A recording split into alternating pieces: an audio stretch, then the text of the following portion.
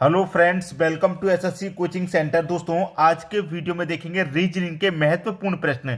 मैं पहले ही बता चुका हूं, जीडी का एग्जाम जिन बच्चों का नजदीक आ रहा है उनके लिए इंपॉर्टेंट क्लास चल रही है, और जो बच्चे अदर एग्जाम की भी तैयारी कर रहे हैं तो उनके लिए भी रेगुलर क्लास आती हैं। ठीक है, मैं प्रश्न वो कराता हूं जो सभी एग्जाम्स के लिए महत्वपूर्ण होते हैं, लेकिन जीडी का एग्जाम नजदीक आ रहा है तो उसको ज्यादा फोकस दिया जा रहा है। ठीक है, सभी प्रश्न महत्वपूर्ण होते हैं दोस्तों, तो पूरा वीडियो देखिएगा। चलिए स्टार्ट करते हैं। पहला प्रश्न है, यदि 56 गुने 11 बराबर 9, 37 गुने 13 बराबर 6 तथा 42 गुने 12 बराबर 3 हो तो 87 गुने 77 का मान बताइए। 56 गुना 11 अगर आप करते हैं तो क्या 9 होगा? 37 गुने 13 करने से क्या 6 मिलेगा? नहीं मिलेगा, लेकिन फिर भी कोई ना कोई लॉजिक ऐसा होगा। ये रीजनिंग के प्रश्न हैं, रीजनिंग में जरूर कोई ना कोई लॉजिक होता है, बिना लॉजिक का कोई प्रश्न नहीं होता। अब जैसे कि हमें यहां पर दे रखा है कि 56 गुने 11 बराबर 9 आना चाहिए। कैसे आ जाएगा? 56 का गुना 11 से करेंगे तो जरूरी नहीं है आपको गुना दिया गया है तो गुना ही करना पड़े, कुछ और भी करिए, प्लस कीजिए, माइनस कीजिए, डिवाइड कीजिए, कुछ भी करिए, 9 लेकर के आइए। कैसे आएगा? अगर मैं इस 56 को आपस में जोड़ दूं 5 और 6 को, तो 5 और 6 11 होता है। इन दोनों को आपस में जोड़ दूं तो 1 और 1 2 होता है, और इनका मैं अंतर कर दूं तो 11 में और 2 का अंतर कितना हो जाएगा? 11 में से 2 घटा देंगे 9 आ जाएगा। इस तरीके से 9 आ रहा है। वही लॉजिक यहां पर लगाइए। क्या दे रखा है आपको? दे रखा है 37 गुने 13, कितना आना चाहिए भाई? 6 आना चाहिए। जो यहां किया वही यहां पर कीजिए, दोनों को जोड़िए, 3 और 7 10 हो जाएगा, 1 और 3 4 हो जाएगा, अंतर कर दो, 10 में से 4 जाएगा, 6 आ जाएगा, 6 दिया गया है, बिल्कुल सही। वही लॉजिक यहां पर लगाइए। 42 गुने 12 बराबर 3 के आना चाहिए, तो बस वही करिए, दोनों को जोड़िए तो 2 और 4 कितना हो जाएगा? 6, 1 और 2 कितना हो जाएगा? 3, घटा दो, कर दो अंतर, तो 6 में से 3 जाएगा, कितना जाएगा? 3। बस अब यहां पर वही कहना है आपको, तीनों जगह सेम लॉजिक लगाओ, वही लॉजिक यहां पर लगेगा। 87 गुने 77 बराबर क्या आएगा? नहीं पता, इसका मान बताना है। वही करना है, 8 और 7 को जोड़ेंगे कितना हो जाएगा? 15, 7 और 7 को जोड़ेंगे कितना हो जाएगा? 14, दोनों का अंतर करना है बस। 15 में से 14 को घटा देंगे, 1 आ जाएगा, क्वेश्चन मार्क की जगह पे 1। तो आपके प्रश्न का सही जवाब क्या हो जाएगा? पहला ही ऑप्शन हो जाएगा। यह आपके प्रश्न का बिल्कुल सही जवाब है। उम्मीद करूंगा कि सभी को प्रश्न आसानी से समझ में आ गया। अब देखेंगे अगला प्रश्न। अगला प्रश्न है, 1245 का रिलेशन 3467 से है तो 1726 का रिलेशन क्या बनेगा? देखिए, यह प्रश्न नंबर एनालॉजी का है, और नंबर एनालॉजी में इस तरीके की बड़ी बड़ी संख्याओं वाले जब प्रश्न दिए जाते हैं तो उनमें क्या करना होता है आप सभी जानते हैं। ठीक है, अब मैं यहां पर करूंगा क्या? देखिए, पहली संख्या का रिलेशन पहली से बनाऊंगा, तो 1 से 3 हो गया, तो 1 में मैं 2 जोड़ूंगा तभी तो 3 हो जाएगा। अब दूसरी का रिलेशन दूसरी संख्या से बनाएंगे, 2 से 4 हो गया, तो 2 में भी हम 2 जोड़ेंगे तभी तो 4 होगा। अब तीसरी संख्या का रिलेशन तीसरी से बनाएंगे, तो तीसरी संख्या 4 से 6 हो गई, तो 4 से 6 होगी तो क्या होगा? 4 में 6 जोड़ेंगे, 2 जोड़ेंगे, 4 में 2 जोड़ेंगे तभी तो 6 होगा। और लास्ट वाली का लास्ट से बनाओ, 5 से 7 हो रही है तो 5 में भी 2 जोड़ेंगे तभी तो 7 होगा।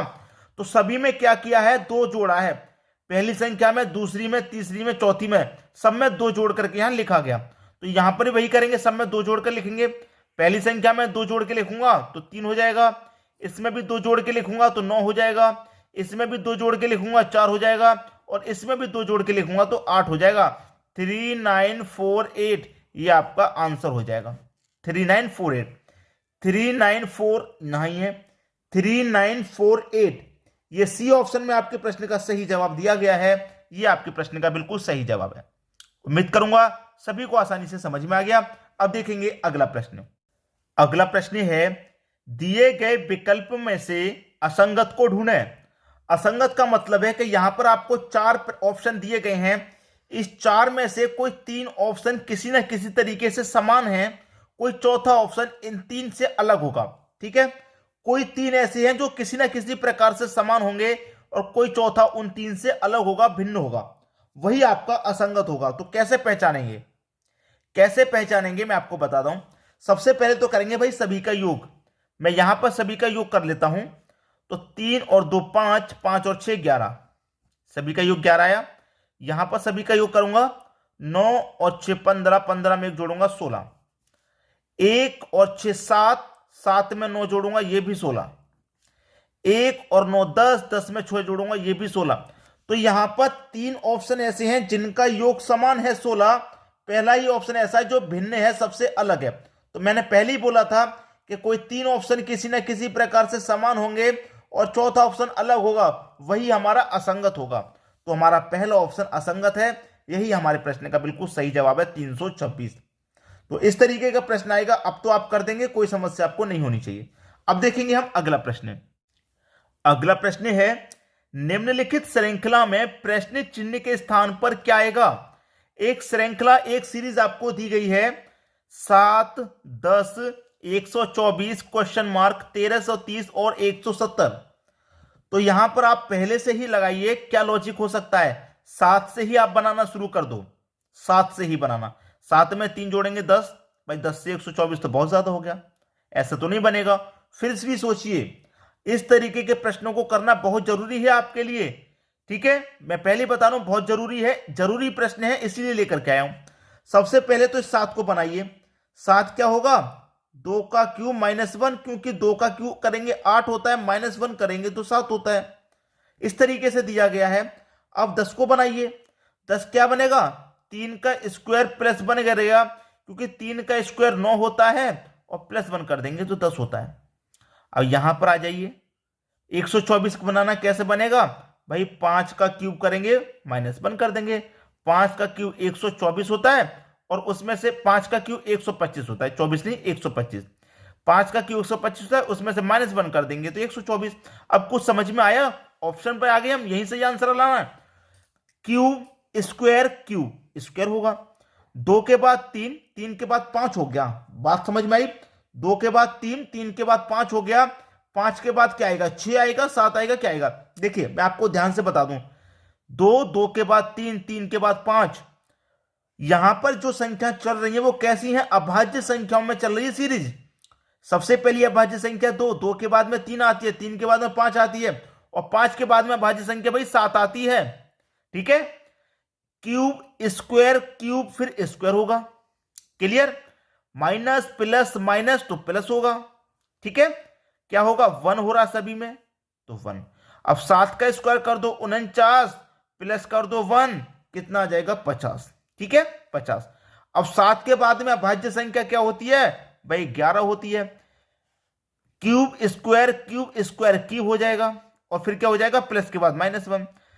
11 का क्यूब कितना होता है, 11 का क्यूब होता है भाई 1331 और उसमें से कर देंगे -1 तो कितना आ जाएगा 1330 आ जाएगा, जो कि यहां दिया गया। तो बिल्कुल हमारी सही सीरीज है।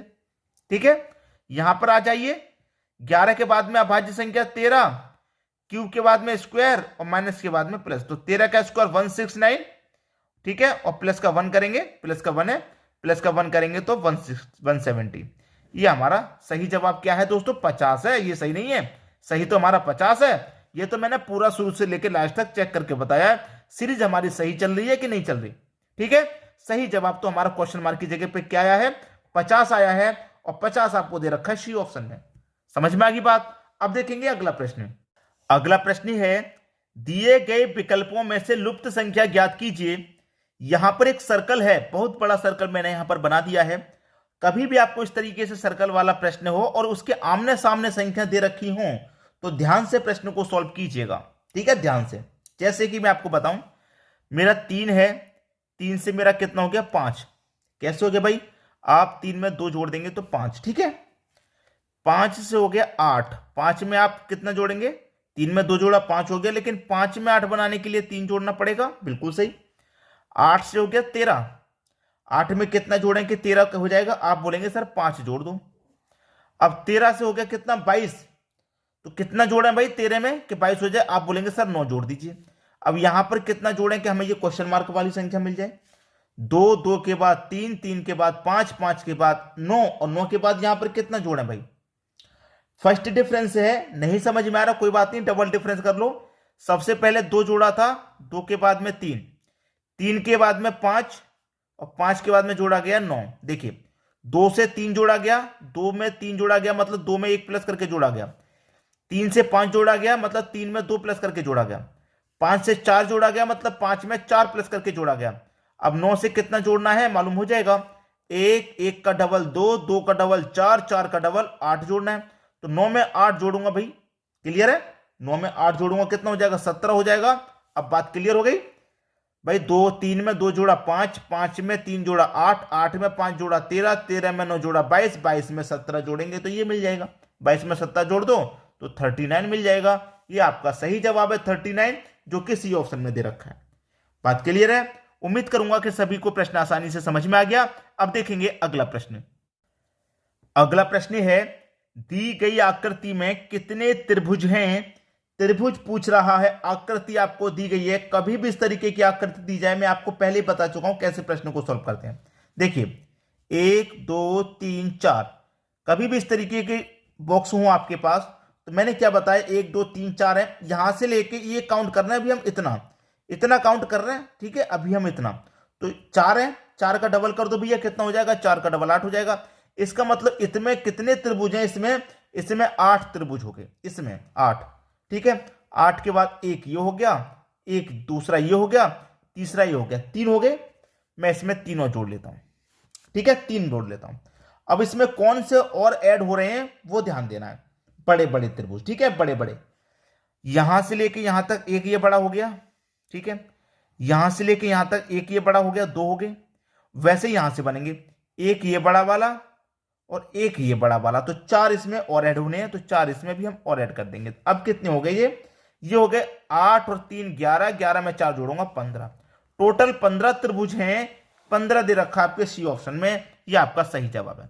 उम्मीद करूंगा सभी को प्रश्न आसानी से समझ में आ गए होंगे, किसी को कोई समस्या नहीं होगी। ठीक है दोस्तों, वीडियो देखने के लिए आपका बहुत बहुत धन्यवाद।